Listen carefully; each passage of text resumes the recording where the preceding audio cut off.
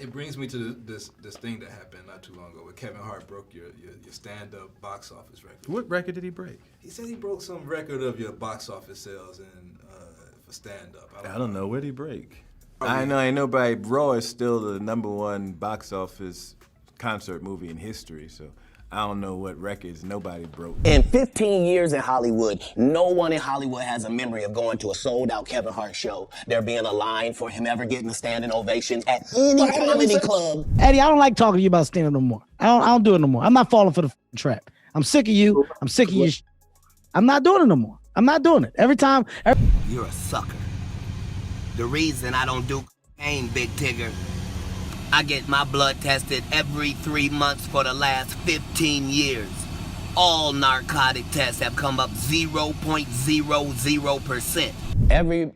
For a 5-year period, every single movie that Kevin Hart did was a movie that had been on my desk. That all I had said was, just, can we take some of this step and fetch it shit out? I've talked to him. Eddie, what the are you doing? Get on stage. I don't know. I don't know, man. Maybe. You got more dye in that beard than Diddy wears. All right, that's enough. And I know. That's enough. I seen him. He shows me behind the curtain. That's enough. All right, I'm gonna edit this out.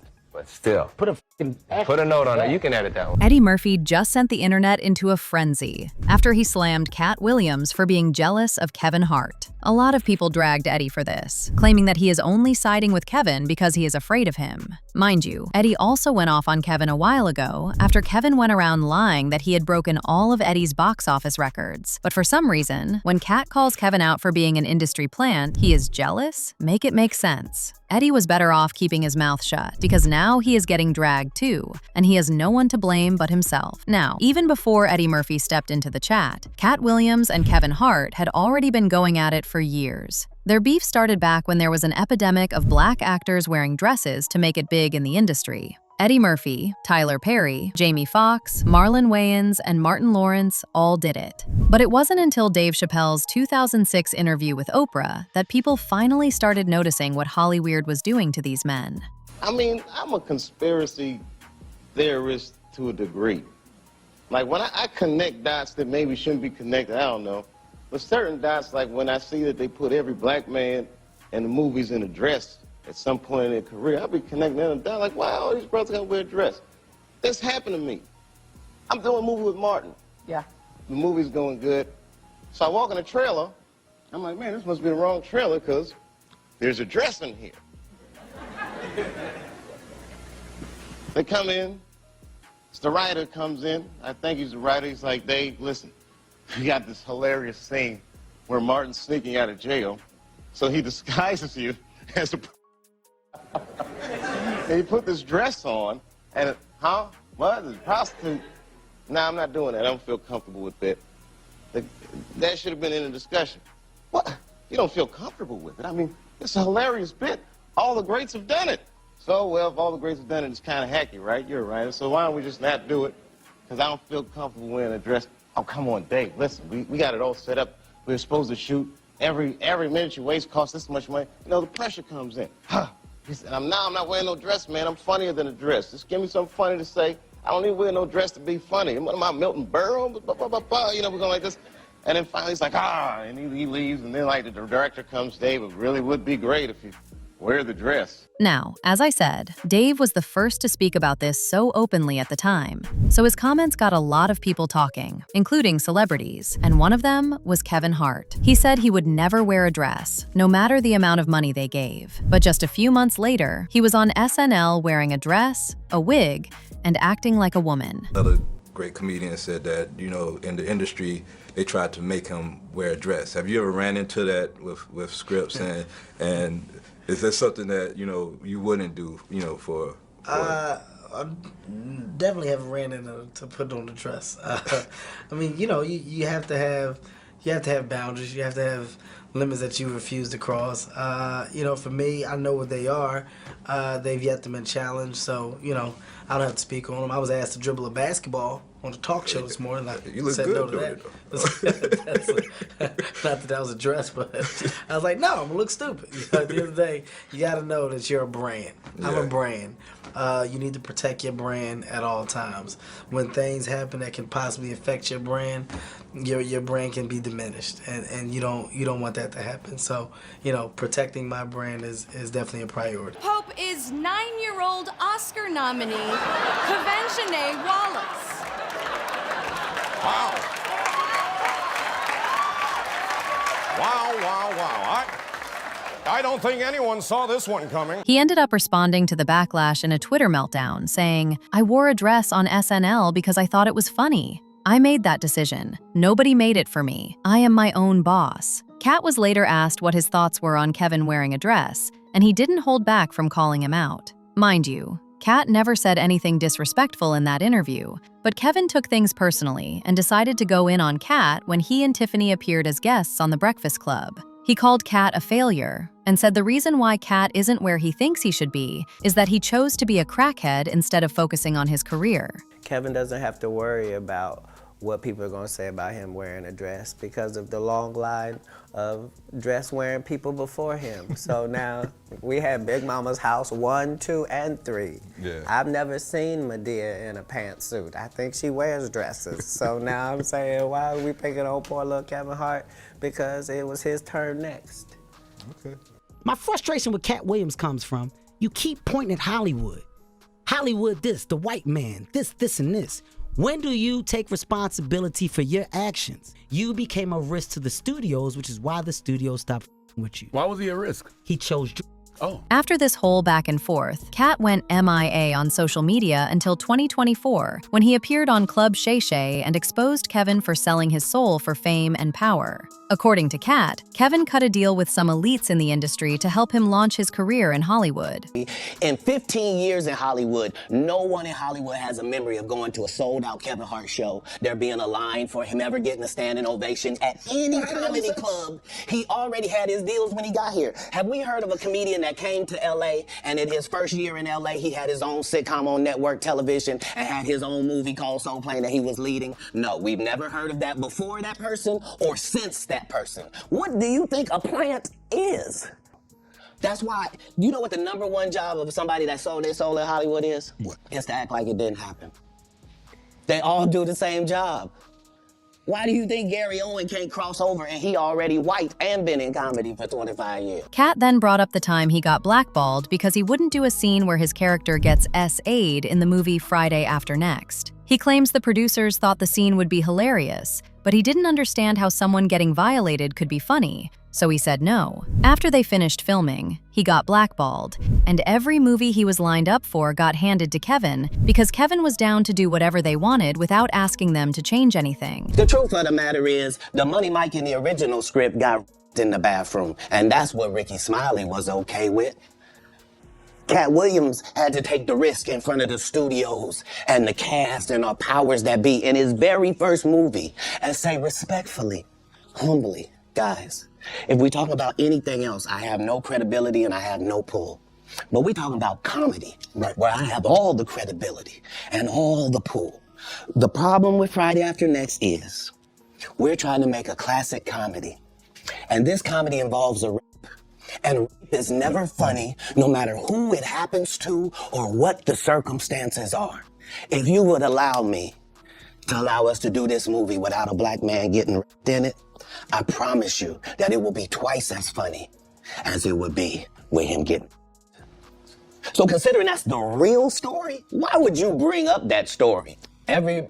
For a 5-year period, every single movie that Kevin Hart did was a movie that had been on my desk, that all I had said was, just, can we take some of this step and fetch it out? And then I can do it. Like, it don't need to be overtly homosexual, because I'm not homosexual, right? It doesn't need that to be funny, right? Mm-hmm. And me saying that and them going, oh yeah, no problem. And then going to give it to this other guy and having him do it just like it was and acting like I'm a bad person because I keep standing on my standard. But, yeah, it's interesting, but I wouldn't change it for the world. And unfortunately for Kevin, Katt's comments opened the doors to people looking into him more. And girl, they found a lot. It turned out that Kevin didn't just sell his soul, he was also allegedly involved in the freak stuff that was going on in the industry, aka Diddy's freak-off parties. So back in 2010, Kevin got invited by Diddy to a private party in his hotel room in New York. And let's not forget that Cassie recently confirmed in court that most of the freak-offs went down in hotels in New York. So the fact that Diddy was throwing a party in a hotel room in New York definitely had people questioning if this party turned into a freak-off once the camera stopped rolling. One of the videos from that party ended up going viral, and it had people looking at Diddy sideways over some weird comment he made about sharing a bed with Usher when Usher was only 14. At some point, he caught himself and tried to take it back, but it was already too late, and people started connecting the dots real quick. It's my brother right here from day one. We used to wake up and, damn, pause, but like just back in the days when he was like 10 and I was a little bit older, his older brother, we used to fight over the Frosted Flakes, you know what I'm saying, before pause was invented. The reason this had people feeling weird was because there were already rumors floating around about Diddy doing inappropriate stuff with Usher, and this seemed to get confirmed by Usher himself, who said a while back that Diddy used to do some freaky things around him when he was living at his house, and that if his kids were ever supposed to stay with Diddy, that would be a hell no from him. Moved to New York City, and I lived with Sean Puffy Combs for a year. That's the crazy thing. Now, that was L.A. Reid's idea, right? We're sending you New over York to City. something called Puffy Flavor Camp. There you go. To learn Flavor Camp. Yeah, Flavor that's what it Camp. was called. And you're going to go to Puff Daddy's. He's going In the 90s, do you understand what that's like? Puffy's place was like just filled with chicks and. I had a chance to see some things. Yeah, but you were 13. What were you seeing? I went there to see the lifestyle. Right. And I saw it. And it was but I don't know if I could indulge and understand what I was even looking at. It was pretty wild. It was You send your kid to Puffy Camp? Hell no. Now, going back to that Diddy party Kevin was happily hosting, there was another messed up video that went viral from that night, showing one of the escorts catching on fire. But instead of somebody grabbing water or helping her, they all just stood there at her while the camera kept recording. Mind you, Kevin was sitting right next to the girl when she caught fire, and he didn't do a damn thing while this poor girl was literally screaming for her life. Doing what I do best. Oh, did the camera catch that? Got the camera. Well, recently, the paparazzi ran into Kevin, and they decided to get messy by asking him if he saw baby oil at that wild 2010 party. And guess what? He didn't say no. But he didn't say yes either. He just told the paparazzi guy he was asking the wrong questions. People felt like he could have easily just said no if he really didn't see any baby oil there. Hey, Kevin, when you hosted for Diddy, did you catch any baby oil? When I hosted for Diddy? Yeah. Nah? You asking the wrong person the wrong question. What's your question? Do you think he's safe in jail? Wrong person, wrong question. But here's the thing though, y'all. Before this, Kevin had been asked about Diddy before, and every time he either looked mad, nervous, or straight up dodged the question completely, like he had no idea what they were talking about. For example, not too long ago, he suddenly shut down all the vegan restaurants he had opened across the country. And when the paparazzi caught up with him to ask why he closed them, he had no problem talking about it. But the second they mentioned Diddy, he immediately stopped answering, hopped in his car as quickly as possible, and took off. Not only that, but when they brought Diddy up, his whole face changed from smiling and happy to looking straight up bothered. Okay, what about Diddy? What about Diddy? Can you talk about Diddy? What happened with Bieber and Justin and Diddy? And then there was a clip that also went viral from his interview with Mark Wahlberg, after Mark brought up Diddy. It seemed like Mark knew some things about Diddy, but Kevin was really trying to stop him for whatever reason. You got more dye in that beard than Diddy wears. All right, that's enough. And I know. That's enough. But I seen him. He shows me behind the curtain. That's enough. All right, I'm gonna edit this out. But still. Put a note on it. You can edit that one. Now, while all this was going on, Eddie Murphy stayed out of the mix because he had a good relationship with both Kevin and Katt. Katt even praised Eddie for his performance in the movie Raw, and Kevin also invited Eddie for an interview on his podcast. However, things got a little heated between Eddie and Kevin not too long ago. Kevin claimed that he broke Eddie's box office record. Just like he did with Katt, he was trying to disrespect Eddie and wipe off his accomplishments, so he'll be the only successful black comedian standing. Eddie did not let it slide. He slammed Kevin for making up those lies, claiming that his record has been standing for 27 years and that Kevin is nowhere close to breaking it. He was chill about it, but he made it very clear that he meant what he said. It brings me to this thing that happened not too long ago where Kevin Hart broke your stand-up box office record. What record did he break? He said he broke some record of your box office sales for stand-up. I don't know. What did he break? I know ain't nobody. Raw is still the #1 box office concert movie in history, so I don't know what records nobody broke, Kevin. Yeah, I broke Eddie's record. I ain't been on stage in 27 years. They still trying to break my records. God bless y'all. When are we? I mean, or are we ever gonna see you on stage again doing stand-up? I mean, I'm gonna do it again because I got to break Kevin's new record. I got to get back on the stage because this new record that Kevin got, I got to have it back, Kevin. You ain't keeping this record, whatever one it is. I got to have it back, baby. Word on the street is that Eddy and Katt have been in touch for a while now, and Eddy apparently told Katt to stop going back and forth with Kevin. First of all, it's not worth it. And second, Kevin is protected by the industry, so this really isn't a fight that Katt can win. And if these rumors are true, Katt might want to listen to Eddy, because the industry succeeded in burying him back in the day, so they could lift Kevin up. And if he doesn't stop talking, they might just do it again. As usual, people had their own thoughts, like this person who said, "Yeah, I have 0% respect for Kevin Hart. He'd said that he would never wear a dress, and 2 months after that interview, he's playing a little girl on SNL, wearing a dress with pigtails and a tiara on his/her head. Then about a month later, he's in a Citibank commercial." Another person said, "Kevin Hart in all these Diddy videos looking like a volunteer bottom." But now I want to know your thoughts. What do you think of Kevin Hart getting exposed for his industry relations? And do you think Eddy was right to clown Katt for thinking he could beat Kevin? Let me know your thoughts in the comments section below. And don't forget to click here to watch this other messy video.